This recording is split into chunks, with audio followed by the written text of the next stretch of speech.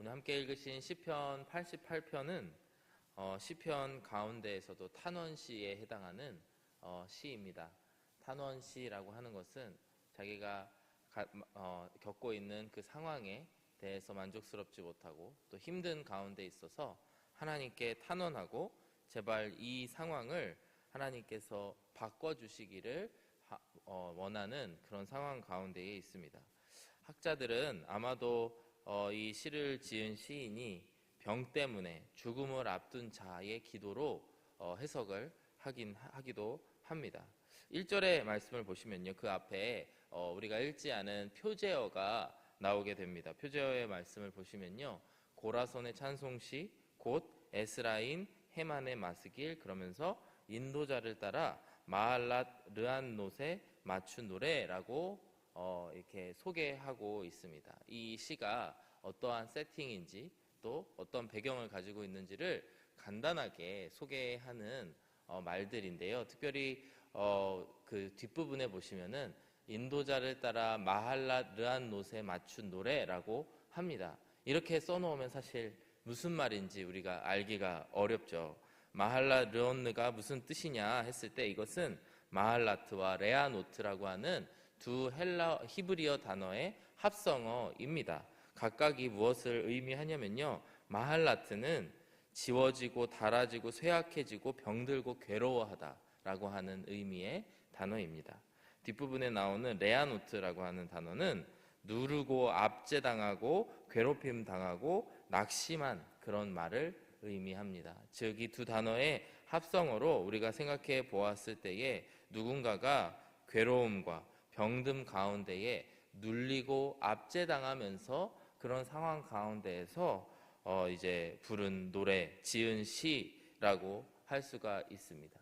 그래서 오늘 시의 전체의 말씀을 보시게 되면요, 처음부터 끝까지 희망이란 보이지 않고 계속해서 하나님 앞에 이렇게 힘듭니다, 저렇게 너무 힘듭니다, 이런 토로를 하는 시를 우리가 함께 읽어보게 되었습니다. 그래서 이 우울한 어쩌면 슬픈 곡조 가운데에서 신학자들은 아마도 이 사람이 병에 걸렸을 것이고 그리고 자기의 생명의 끝이 얼마 남지 않았을 것이다 라고 추정을 하고 그렇게 생각을 합니다. 어찌됐든 이 시는 절망 가운데에서 도저히 아무것도 할 수 없는 상황 가운데에서 주님 앞에 나아가고 있는 시입니다. 그러면서 탄원을 하면서 하나님 제발 저의 이 모든 상황들을 바꾸어 주시기를 원합니다. 그러면서 하나님 앞에 토로하고 있습니다. 우리도 그럴 때가 있죠. 정말 절망적인 상황 가운데에서 탄식밖에 나오지 않은 때, 정말 마음속에 어떠한 소망도 희망도 나오지 않은 때가 있습니다. 그럴 때 우리가 무엇을 할 수 있을까요? 절망 가운데에서 우리가 어떻게 하면 하나님을 찾을 수 있을까요? 그 상황 가운데 우리가 할 수 있는 믿음의 행위는 무엇이 있을까요? 오늘의 말씀을 함께 살펴보면서 우리가 절망 가운데에 아무것도 할 수 없고 손 하나 까딱할 수 없는 그런 상황 가운데에서 우리가 어떤 믿음의 행위와 믿음의 고백으로 하나님 앞에 나아갈 것인지 이 시간 함께 살펴보며 은혜 받기를 원합니다. 오늘 시인을 통해 우리가 배울 수 있는 첫 번째는 이러한 절망 가운데에서도 포기하지 말고 우리는 끝없이 부르짖어야 된다라고 하는 것을 시인을 통해서 우리가 배울 수가 있습니다. 시인은 극심한 그런 절망적인 상황 가운데에서도 쉬지 않고 하나님을 향해 큰 소리로 부르짖으며 도움을 청하고 있습니다. 오늘 1절의 말씀을 보시면요, 이렇게 말씀합니다. 여호와 내 구원의 하나님이여 내가 주야로 주 앞에서 부르짖었사오니, 이렇게 고백하고 있습니다. 사실 이 모든 상황, 우리가 절망에 빠지고 손 하나 까딱하기 어려운 그런 상황이 어떤 상황입니까? 여호와 하나님의 구원하심을 느낄 수 없는 상황이 그런 상황이 아닐까 생각해 봅니다. 그러나 그 가운데에서도 여호와 내 구원의 하나님이여 라고 믿음의 고백을 하면서 내가 주야로 주 앞에서 부르짖었사오니, 이렇게 이야기를 합니다. 끝없이 포기하지 않고 마음속으로 하나님께 부르짖으며 탄원하고 있는 것입니다. 2절의 말씀도 이어서 보시면요, 나의 기도가 주 앞에 이르게 하시며 나의 부르짖음에 주의 귀를 기울여 주소서. 마치 하나님이 나의 어떠한 기도도 듣지 않으시는 것 같고 응답하시지 않은 것과 같은 어려운 상황 가운데에서도 끝없이 하나님께 부르짖고 또 부르짖고 있음을 하나님 앞에 또 부르짖는 그런 상황 가운데에 시인이 있다라고 하는 것입니다. 여러분, 우리가 아무것도 할 수 없을 때, 우리가 하나님 앞에 아무것도 할 수 없을 때 우리가 믿음이 있다는 것을 어떻게 알 수 있을까요? 우리는 때로는 혹은 자주 우리의 믿음을 우리의 어떠한 행위로 증명하려고 합니다. 믿음이 있음을 나의 행위로 증명하며 하나님 앞에, 사람들 앞에 제가 이 정도 하였습니다, 그러니 저 믿음 있죠? 이렇게 이야기를 하기도 합니다. 그런데 우리가 때로는 손하나 까딱하기 어려운 그런 어려움 가운데에 처할 수 있다는 것이죠. 그럼에도 불구하고 그 가운데에 우리의 믿음을 확인하기 위해, 믿음의 증거를 찾기 위해서는 우리의 심령이 하나님께 얼마만큼 부르짖고 있는가를 확인해 보셔야 합니다. 우리의 삶 가운데에 하나님이 멀게 느껴지고 하나님이 안 계시는 것처럼 느껴질 때에도 우리가 할 수 있는 것, 우리가 마지막까지 할 수 있는 것은 우리의 마음으로 하나님 앞에 부르짖는 것인 줄로 믿습니다. 요나서의 말씀을 보시면요, 선지자 요나가 이제 바다에 빠지고 물고기 뱃속에 들어가게 되죠. 정말 아무것도 할 수 없는 절망 그 자체, 정말 본인이 생각했을 때는 이제 죽기 일보 직전에 그런 상황 가운데 놓여져 있었을 거라 생각합니다. 그때에 물고기의 뱃속 안에서 요나가 할 수 있었던 것은 무엇일까요? 그가 하나님이 살아계심을 믿고 그 믿음 가운데 할 수 있었던 것은 하나님께 기도하고 부르짖을 수 있었다라고 하는 것입니다. 요나서 2장 1절에서 4절까지의 말씀을 보시면 이렇게 말씀하고 있습니다. 요나가 물고기 뱃속에서 그의 하나님 여호와께 기도하여 이르되 내가 받는 고난으로 말미암아 여호와께 불러 아뢰었더니 주께서 내게 대답하셨고 내가 스올의 뱃속에서 부르짖었더니 주께서 내 음성을 들으셨나이다. 그 가운데서도 하나님이 응답하고 계심을 먼저 고백하고 있습니다.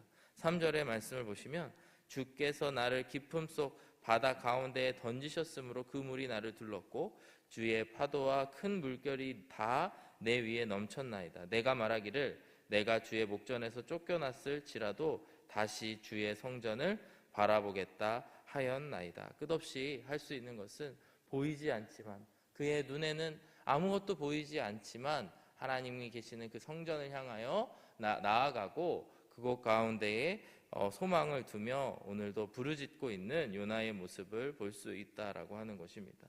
오늘 저와 여러분들이 할 수 있는 믿음의 고백은 어떤 것입니까? 하나님 앞에 부르짖을 수 있는 믿음의 고백, 혹은 하나님 앞에 드릴 수 있는 우리의 고백이 어떤 것이 있을까요? 아무리 우리가 힘들고 어려운 상황 가운데에, 상한 심령 가운데에서도 우리가 하나님을 향하여 오늘도 부르짖을 수 있음에 감사해야 되는 저희들의 하루가 되기를 주님의 이름으로 축복하고 소망합니다. 그러면서 이 시편 88편의 시인은 어떻게 부르짖고 있느냐, 자신의 감정, 자신의 느낌을 가감없이 가리지 않고 하나님 앞에 그대로 토로하고 있습니다. 3절 이하의 말씀을 보시면 이렇게 이야기를 합니다. 무릇 나의 영혼에는 재난이 가득하며 나의 생명은 스올, 지옥을 의미합니다. 스올에 가까웠사오니 나는 무덤에 내려가는 자 같이 인정되고 힘없는 용사와 같으며, 즉 자기의 상태, 이 시인의 상태가 무덤에 들어가는, 죽어가는 사람과 같다라고 하나님 앞에 가감없이 토로하고 있습니다. 5절의 말씀에서 보시면요, 죽은 자 중에 던져진 바 되었으며 죽임을 당하여 무덤에 누운 자 같으니이다, 이렇게 고백하고 있습니다. 6절의 말씀 이하를 보면요, 심지어 이 모든 일들이 하나님께서 하신 것처럼 그가 토로하고 있습니다. 주께서 나를 깊은 웅덩이와 어둡고 음침한 곳에 두셨사오며 주의 노가 나를 심히 누르시고 주의 모든 파도가 나를 괴롭게 하셨나이다. 8절에 보시면 주께서 내가 아는 자를 내게서 멀리 떠나게 하시고 나를 그들에게 가증한 것이 되게 하셨사오니 나는 갇혀서 나갈 수 없게 되었나이다. 우리가 잘 상황을 정확히 알 수 없지만 이 모든 우리에게 닥치는 절망과 어려움이 다 주님이 주신 거일까요? 그렇지 않을 수 있습니다. 주님께서 허락을 하셨을지 몰라도 주님께서 우리를 괴롭히시기 위해 주신 건 절대 아니고요. 또 하나님께서 큰 계획을 가지고 허락하실 수는 있지만 그 가운데에 하나님께서 주신 건 아닙니다.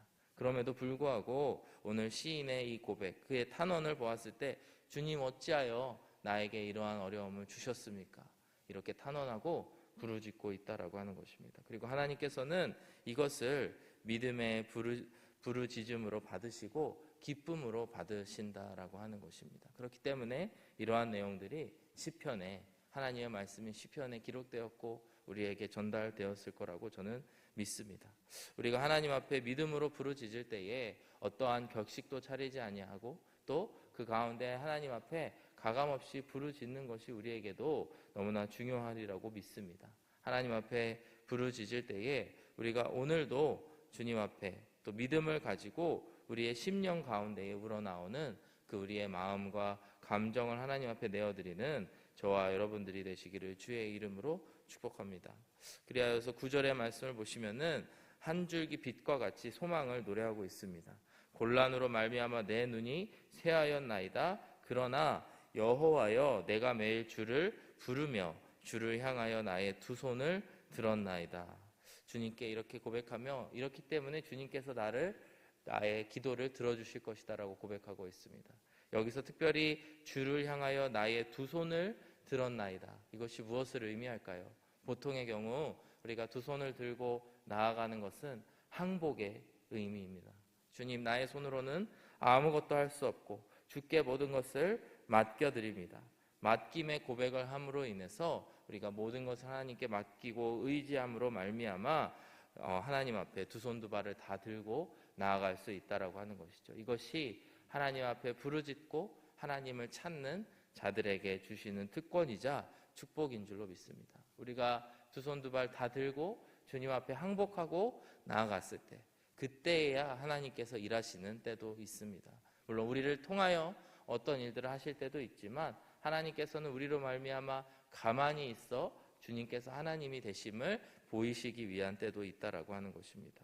우리가 그런 상황을 맞이하였을 때 가장 지혜로운 것은 하나님 앞에 기도로 나아가며 나의 두 손을 들어 하나님 앞에 모든 것을 맡겨드리게 되는 것인 줄로 믿습니다.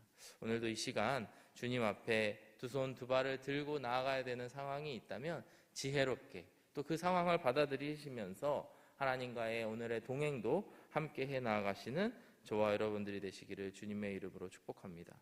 이어지는 10절 이하의 말씀을 보시면요, 두 번째로 우리가 절망 가운데 할 수 있는 행위가 있습니다. 그것은 바로 믿음으로 하나님 앞에 질문하는 것을 오늘 시인은 하고 있습니다. 10절의 말씀을 보시면은 이렇게 그가 고백합니다. 주께서 죽은 자에게 기이한 일을 보이시겠나이까? 이렇게 반문하고 있습니다. 물어보고 있습니다. 여기서 죽은 자에게 기이한 일을 보이시겠나이까? 죽은 자라고 하는 것은 계속해서 시인이 자기 자신을 투영하면서 이야기하고 있는 대상이죠. 왜 저를 죽은 자와 같이 두십니까? 이렇게 고백하고 있습니다. 그러면서 10절 하반부의 말씀을 보시면은 유령들이 일어나 주를 찬송하리이까? 마치 본인을 유령에 빗대고 있는데요. 유령을 통하여서 하나님께서 찬송을 받으시겠습니까? 이렇게 반문하고 질문하고 있습니다. 분명 하나님께서 나를 통하여 찬양을 받으셔야 되시고 나의 찬송을 기뻐하실 텐데 그것이 나와 하나님과의 관계인데 하나님 저를 이런 어려움 가운데에 놓으시는 것은 나를 통한 그런 찬송이 받으시길 원하지 않으십니까? 나를 유령과 같이 취급하십니까? 이렇게 묻고 있다라고 하는 것입니다. 11절의 말씀도 같은 맥락에서 이야기하고 있습니다. 주의 인자하심, 그 찬송받아야 될 주의 인자하심을 무덤에서 그리고 주의 성실하심, 그것을 멸망 중에 선포할 수 있겠습니까? 이렇게 하나님 앞에 토로하고 있습니다. 주의 인자하심이 찬송받아야 되는데 그것이 불가능해지지 않습니까?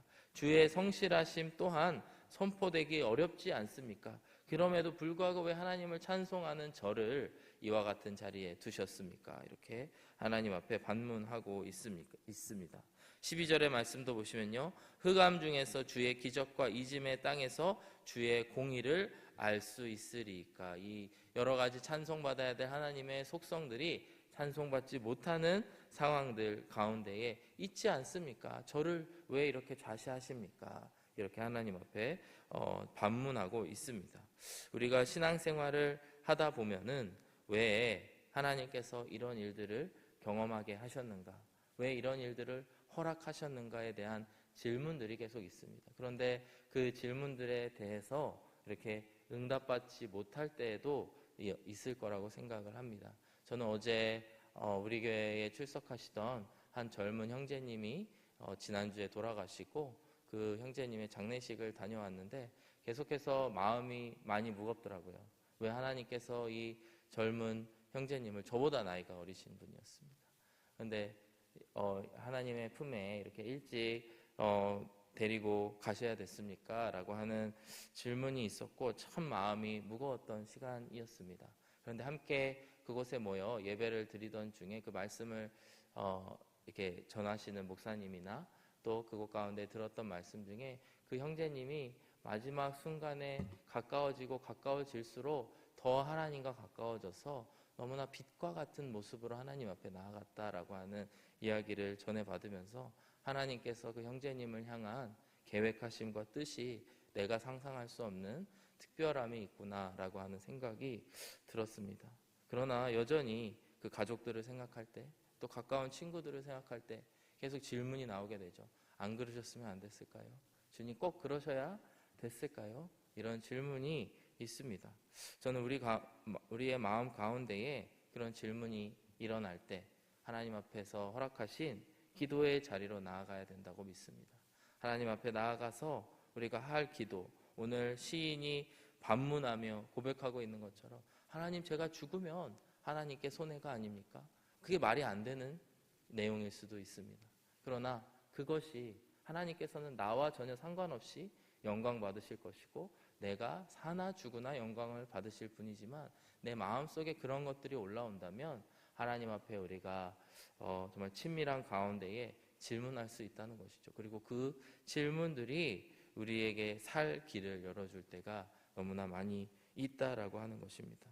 오늘도 그 죽음의 문턱 앞에서 또 우리의 삶 가운데에 이해할 수 없는 일들 앞에서 우리가 신음하고 어려워할 수도 있지만 그 가운데에 우리가 하나님 앞에 질문하며 모든 것을 믿음 안에 부르짖으며 나아가게 되시는 저와 여러분들이 되시기를 주님의 이름으로 축복합니다. 그리하여서 13절의 고백처럼 오늘 시인이 이야기할 수 있는 것이죠.